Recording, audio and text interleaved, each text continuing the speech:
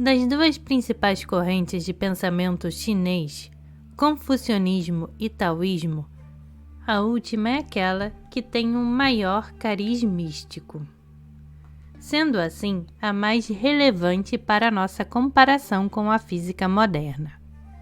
Tal como o hinduísmo e o budismo, o taoísmo está relacionado com a sabedoria intuitiva, em vez do conhecimento racional. Compreender as limitações e relatividade do mundo do pensamento racional é para o taoísmo, basicamente, uma forma de libertação, e neste contexto, comparável com o Yoga ou Vedanta do hinduísmo, ou com os 8 caminhos de Buda. No âmbito da cultura chinesa, a libertação taoísta significou, mais especificamente, um abandonar das regras estritas das convenções. A desconfiança no conhecimento convencional e no raciocínio é mais forte no taoísmo do que em qualquer outra filosofia oriental. Baseia-se na sólida crença de que o intelecto humano nunca poderá compreender o tal. Nas palavras de Chuang-Tzu, o conhecimento mais profundo não se compreende necessariamente a si próprio.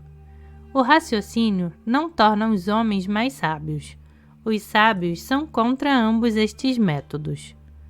O livro de Chuang-Tzu está repleto de passagens que refletem o desdém taoísta pelo raciocínio e argumentação.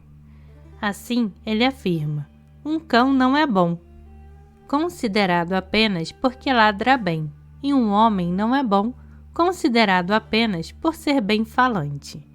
E ainda, a disputa é a prova de uma visão pouco clara. O raciocínio lógico era considerado pelos taoístas como sendo uma parte do mundo artificial do homem, conjuntamente com a etiqueta social e os princípios morais. Eles não se interessavam por este mundo, concentrando, sim, toda sua atenção na observação da natureza, por forma a conseguirem discernir as características de tal.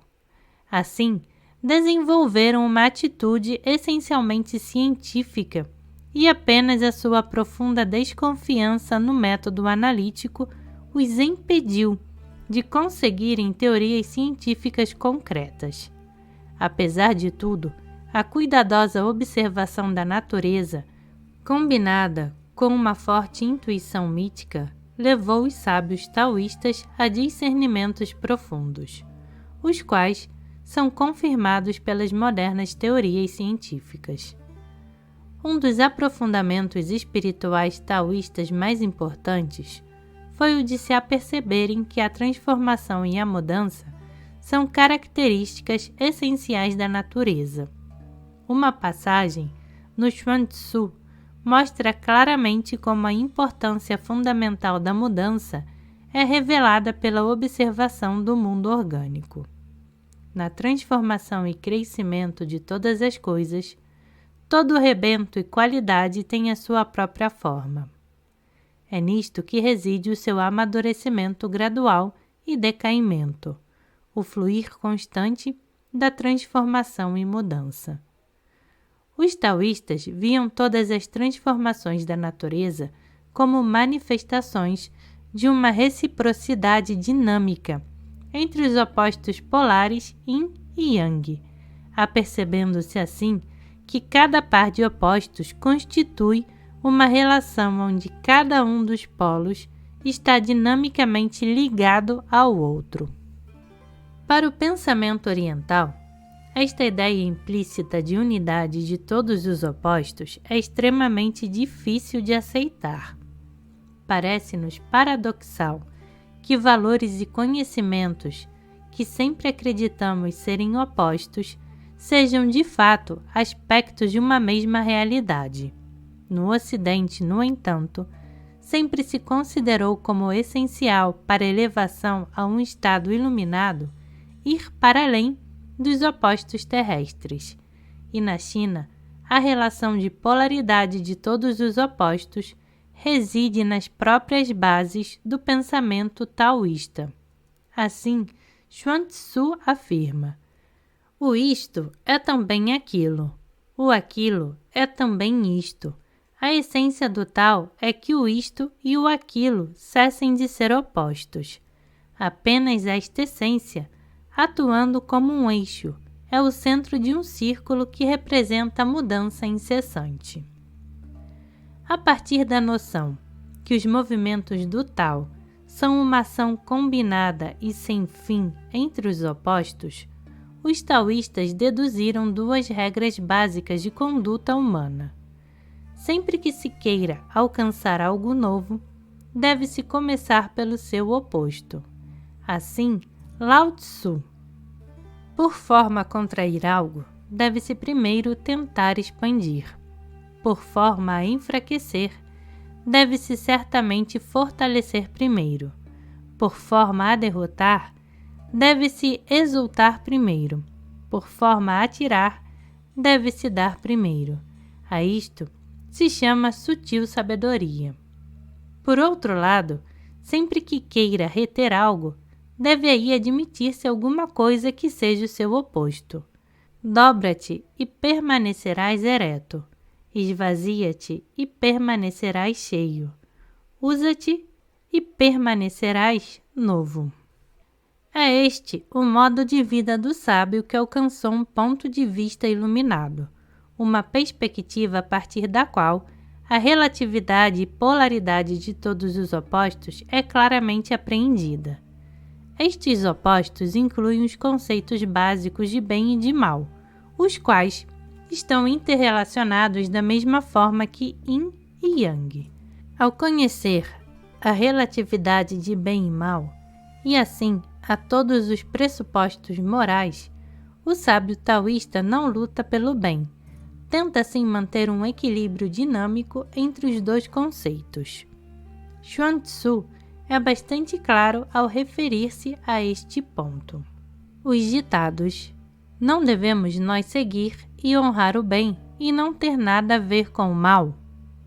E não devemos nós seguir e honrar aqueles que asseguram um bom governo e não ter nada a ver com aqueles que produzem a desordem, mostram uma vontade de relacionamento com os princípios do céu e da terra e com as diferentes qualidades das coisas.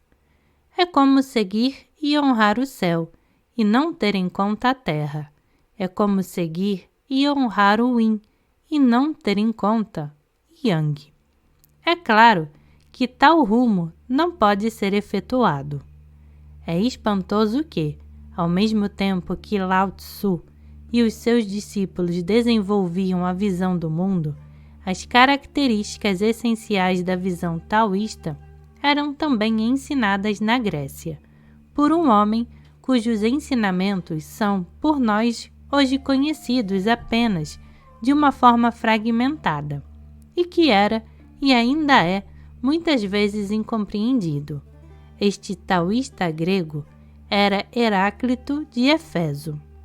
Ele partilhava com Lao Tzu não só a noção de mudança contínua, expressa na sua máxima tudo flui, mas também o conceito de que todas as mudanças são cíclicas. Ele comparava a ordem do mundo a um fogo sempre eterno, qual fênix renascida das cinzas. Uma imagem que é realmente muito semelhante à ideia chinesa de Tao ao manifestar-se numa relação cíclica entre Yin e Yang. É fácil verificar como o conceito de mudança, uma reciprocidade dinâmica de opostos, levou Heráclito, tal como Lao Tzu, à descoberta de que todos os opostos são polares e, por isso mesmo, unidos. O percurso que leva ao topo e a base é um único e o mesmo, disse o grego.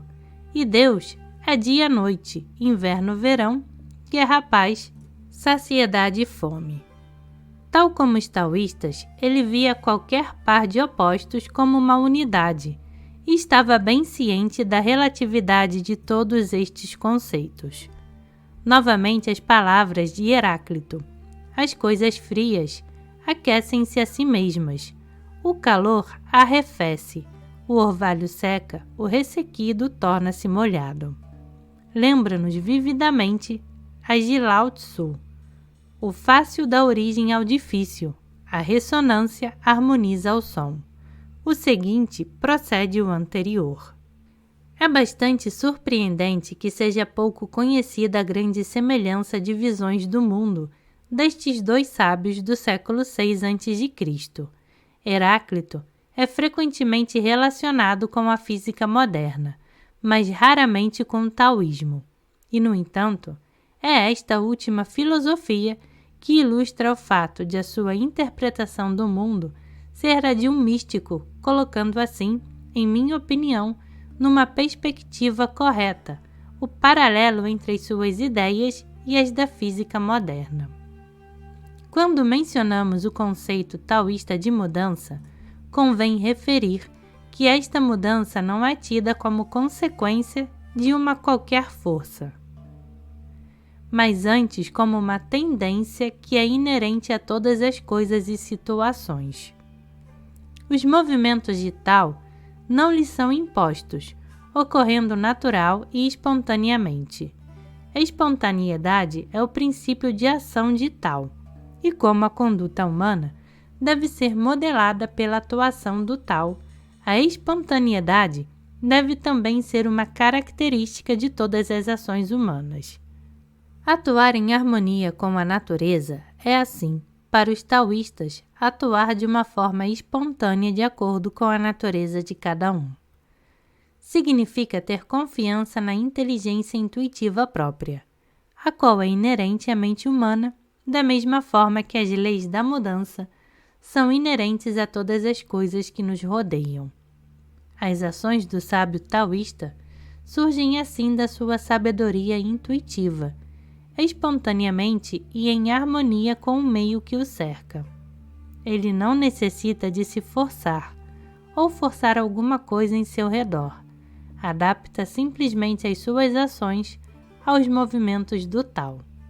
Nas palavras de Huai-Nan Tzu, aqueles que seguem a ordem natural fluem na corrente do Tao. Na filosofia taoísta, tal forma de atuação toma a designação de Wu Wei, um termo que significa literalmente não ação, o qual Joseph Needham traduz por o refrear de uma atividade contra a natureza, justificando esta sua interpretação como uma citação do Chuang Tzu. A não ação não significa ficar parado ou manter silêncio. Deixem que tudo o que acontece naturalmente aconteça, de tal forma que a sua natureza se satisfaça. Se se limita à atuação contra a natureza, ou como diz Needham, proceder contra o sentido das coisas, então está-se em harmonia com o Tao, e as ações de cada um de nós serão bem-sucedidas. É este o significado de expressão aparentemente labiríntica de Lao Tzu. Pela não ação, tudo pode ser feito. O contraste entre Yin e Yang não é apenas o princípio básico de ordem existente na cultura chinesa, refletindo-se também em duas correntes dominantes de pensamento. O confucionismo era racional, masculino, ativo e dominante. O taoísmo, por outro lado, enfatizava tudo o que era intuitivo, feminino, místico e dócil. É melhor não se saber que se sabe, diz Lao Tzu, e o sábio prossegue com a sua vida sem atuar e dá os seus ensinamentos sem empregar palavras. Os taoístas acreditavam que o salientar das qualidades femininas da natureza humana facilitava seguir uma vida perfeitamente equilibrada em harmonia com o Tao. O seu ideal é melhor descrito numa passagem do Chuang Tzu, a qual descreve uma espécie de paraíso taoísta. Os antigos, quando o caos ainda não estava instalado, partilhavam a tranquilidade plácida que pertencia a todo o mundo. Nessa altura, o Yin e o Yang eram harmoniosos e pacíficos. O seu repouso e movimento prosseguiam sem perturbações. As 4 estações possuíam os seus tempos corretos. Nada era injuriado e nenhum ser vivo atingia um fim prematuro. Os homens podiam possuir a faculdade do conhecimento, mas não tinham ocasião para a empregarem. Este era o estado que se designava por unidade perfeita. Nessa altura, havia não ação por parte de todos, uma manifestação constante de espontaneidade.